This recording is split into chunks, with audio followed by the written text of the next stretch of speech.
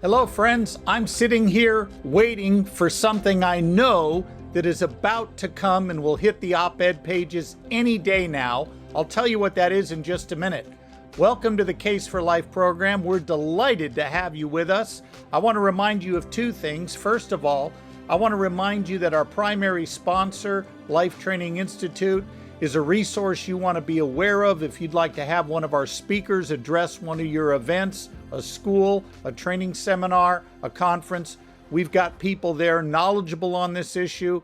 Myself and my speaking team can come help you with those events so that you can make a persuasive case for life.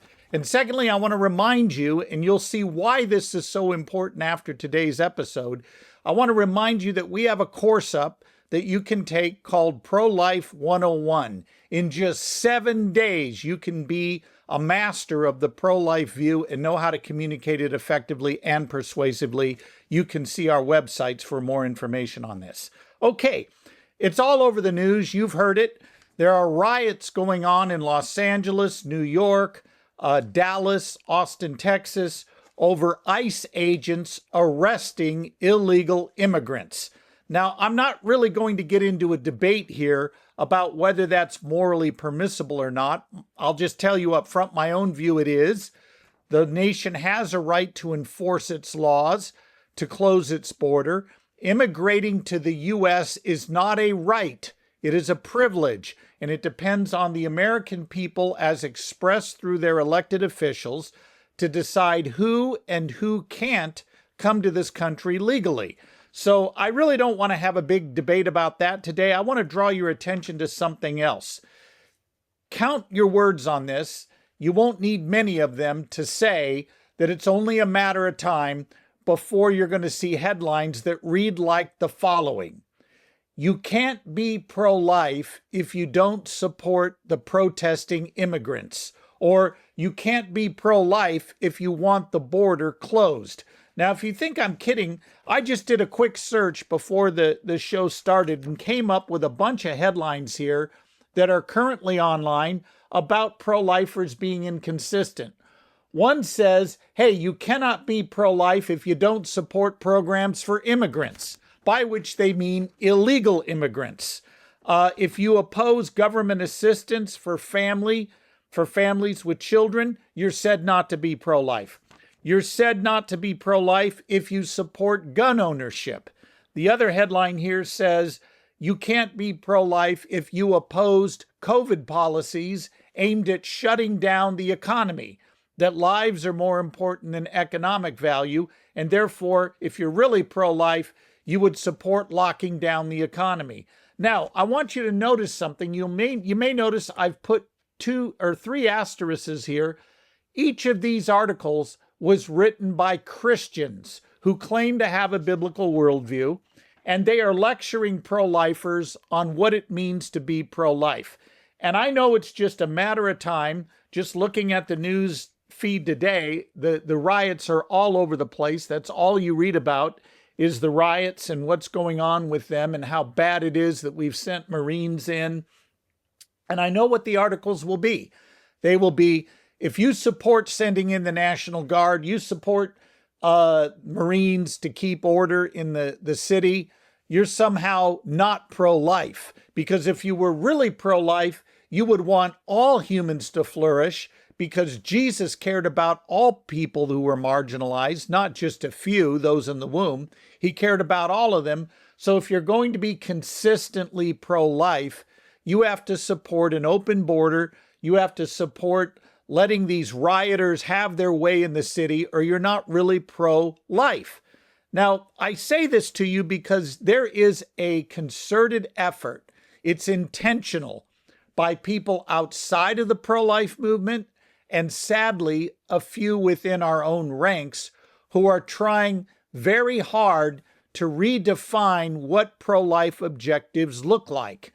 And I am convinced that none of these people doing this, those certainly outside the pro-life camp and those within our own ranks, do not understand either the gravity of abortion or what it means to reason using the logic of morals, because what they're proposing will do nothing less than gut the pro-life movement, bankrupt it, and drive us off message and off principle. And we cannot allow this to happen. The biggest threat I see to the pro-life movement today is not Planned Parenthood, believe it or not. It's not even the Democrat Party, though those are two very evil institutions. What I see as the biggest threat are those who want to retool what it means to be pro-life, and they want to move us away from being concerned about children in the womb and making sure they get a right to life to being more concerned about the quality of life for people already outside the womb. And so you'll hear pro-life leaders, some of them Christians, sadly, engage in a stew of moral equivalency that goes something like this. Well, we need to show equal devotion not only to the unborn, but to immigrant families, to the poor, to those that are in need, to women who are not paid a living wage, to oppressed peoples all over the world. And if we're not devoting equal concern and equal resources to addressing those other problems, we're not really Christian and pro-life. We may talk a good game, but we're really not. We're very selective in our respect for human life. That's the way their argument goes. And here's the problem with it. Yes, it's true as Christians, we care about a lot of issues. But as we have tried to remind you on this program many, many times, it is not correct to say that because pro-lifers oppose the intentional killing of innocent human beings in the womb, we have to fix everything wrong with society. That is an unfair demand. No other group is asked to do this. Nobody goes to anti-poverty organizations and says, well, what are you doing about disease? That also harms people. And what are you doing about sex trafficking? You say you care about poverty, but I don't see you doing anything to stop sex trafficking. No, nobody goes to those other organizations who are addressing other legitimate issues and says to them, oh, you're not really concerned about human flourishing, because if you were, you'd take on all these other issues. No, the only ones who hear this are pro-life advocates. That's it. And I'm very concerned that a lot of our own people are buying the premise of our critics. And it reminds me of something that happened historically. Right on the heels of the Battle of Gettysburg in July of 1863, President Abraham Lincoln, sent a message to General George Gordon Meade, who was commanding the Army of the Potomac that had fought at Gettysburg. And as you may remember, Gettysburg was an epic three-day battle, and the Union forces, the federal forces, prevailed. They won on day 3 decisively, and they not only held the field, they drove the Confederates off the field. And Meade received a message from President Lincoln that said, hey, listen, don't stop now. Drive the enemy into the Potomac. In other words, destroy the Confederate army now while you have them on the run. And Meade sent back a very disheartening reply to the president that said essentially this: Mr. President, you should be satisfied that we've driven the enemy from our soil. And Lincoln was not at all amused with this reply. His response was to say, when will my generals understand that the whole country is our soil? What Meade had done is assume the premise of the Confederacy, that there was a legitimate Southern government and there was a Northern government, and as long as we got the Confederates out of the North, our government, we were okay. And Lincoln would have none of it. And what a lot of pro-life leaders have done is they have assumed the premise of our critics that goes like this: if you are really pro-life, you care about all life, and every life issue is yours to solve. And instead of pushing back and challenging that premise, our side has said, well, maybe they're onto something there. If we're not discipling people, if we're not caring for their needs after they're born, if we're not making sure humans flourish at all stages of life, then who are we to call ourselves pro-life? This is nonsense, but a lot of our own people are buying into it.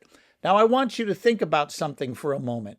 How many pro-life groups have an abundance of resources to fight every issue under the sun? And if you said none of them do, you're correct. All pro-life groups that I know of, even the ones doing great work, are flat broke. We struggle month to month to make ends meet. We have very thin line budgets.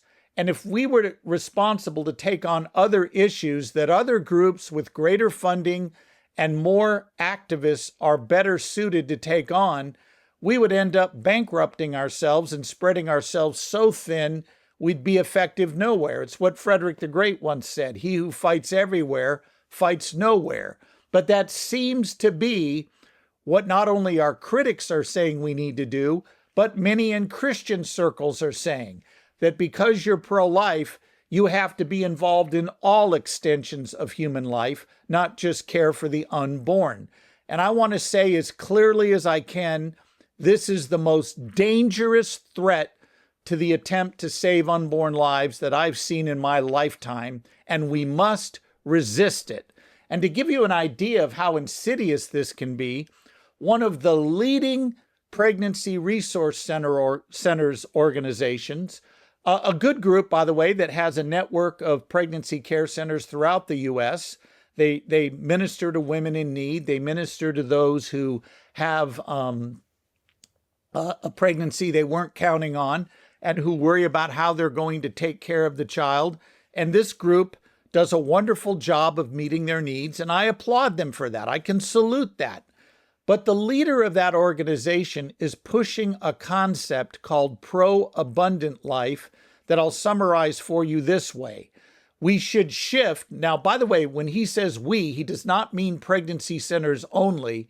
He means the pro-life movement as a whole must shift from being merely pro-life to what he has labeled pro-abundant life. And he makes it very clear that what he means by that is pro-life groups must use their resources to programmatically address other issues. And here's the issues he says we have to be engaged in to be legitimately, or what he would call pro-abundantly pro-life. We not only have to be opposed to abortion, we need to be involved in fighting for religious liberty, making sure that families are strengthened, that fathers do their job, that believers are discipled, and that Christians are flourishing in their church environment. Now, I get it. Those are all good issues. I'm not disputing the legitimacy of those issues. And I could make a very good argument that as a Christian individually, I will care about those issues.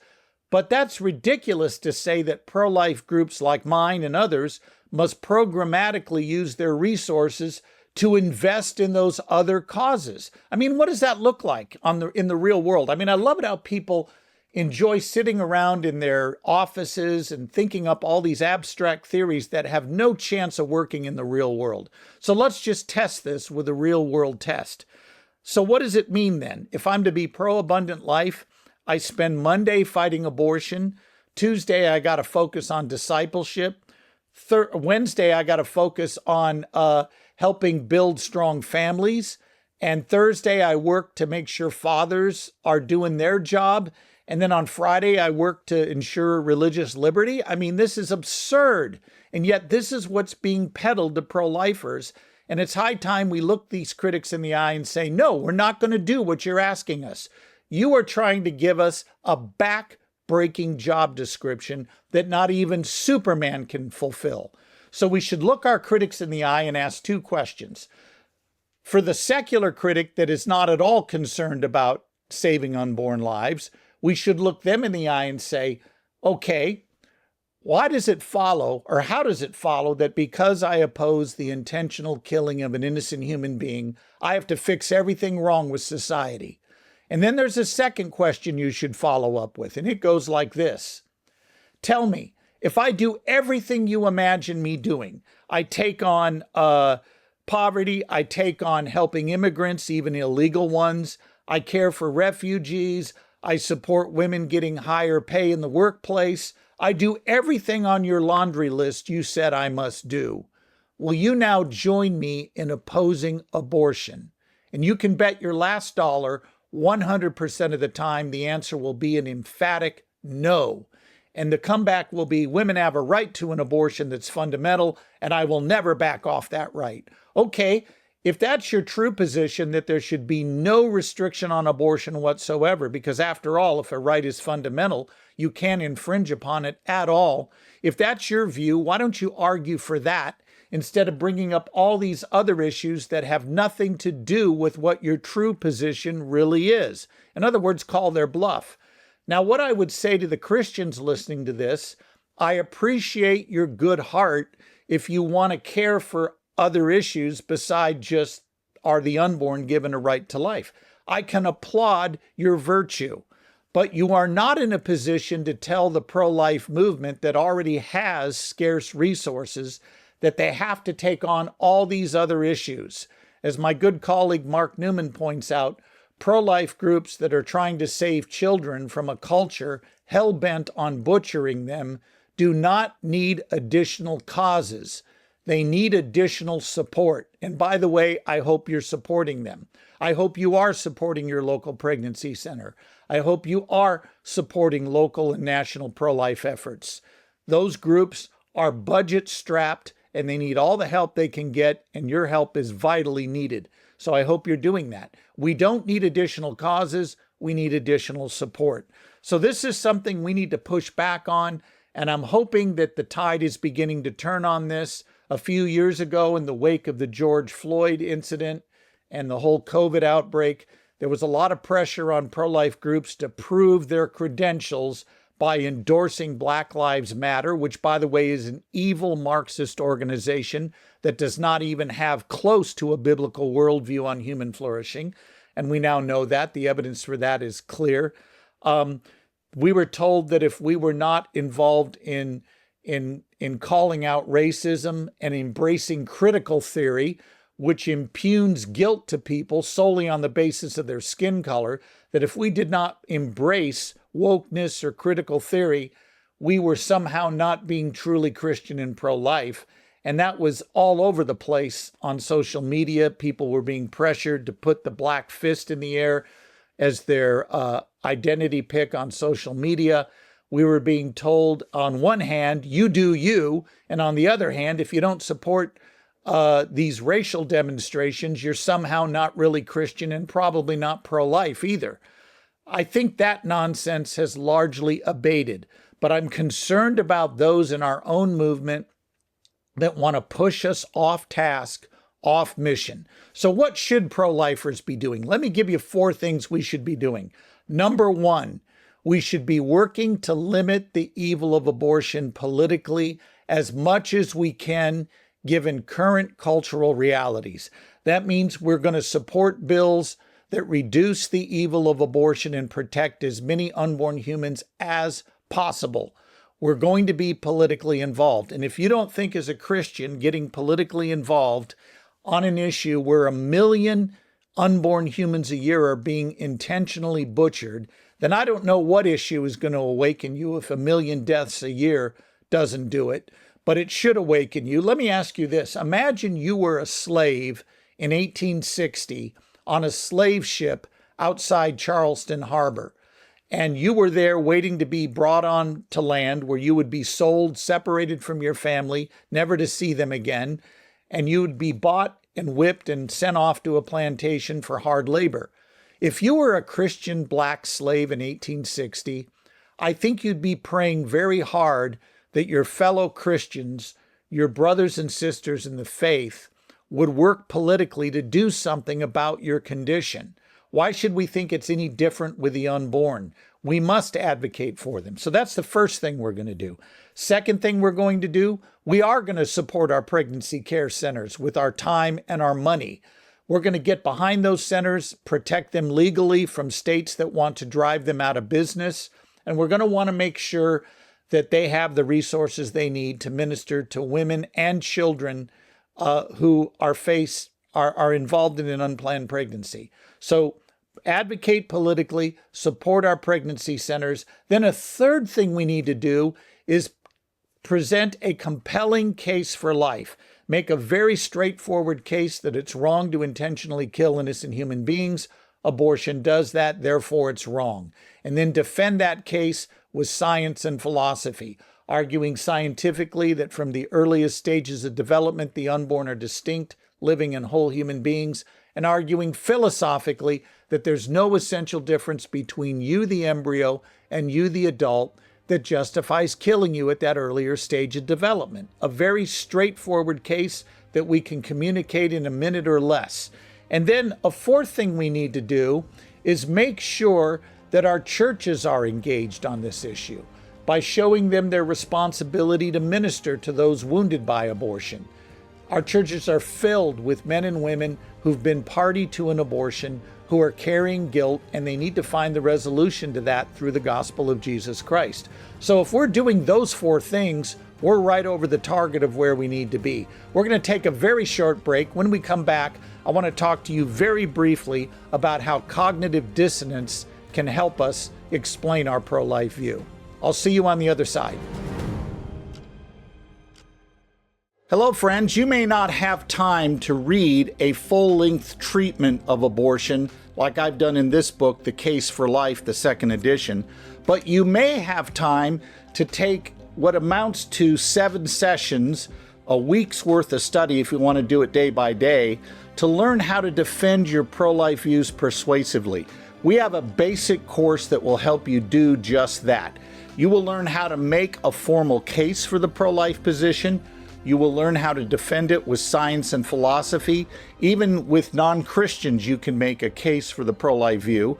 Then we'll teach you how to handle objections, how to recognize the 5 bad ways people argue about abortion, and how they often bring up things that are beside the point. You'll learn to keep the main thing, so that you're in charge instead of feeling like you're in the hot seat whenever the issue of abortion comes up. Visit the website for details.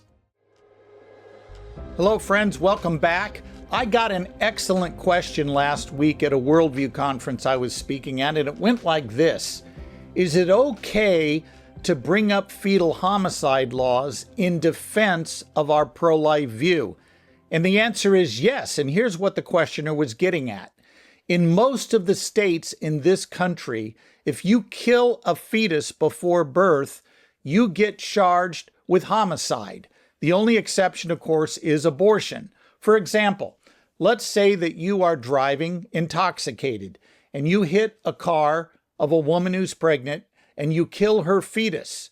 And let's say you kill her as well. Guess what you get charged with in a majority of states? Vehicular manslaughter, not on one count, that of the mother, but on 2, meaning you get charged for the death of her child as well. Many of you will remember that even in a very liberal state like California, when Scott Peterson murdered his wife Lacey, and that also resulted in the death of his unborn child, he got charged with 2 counts of murder.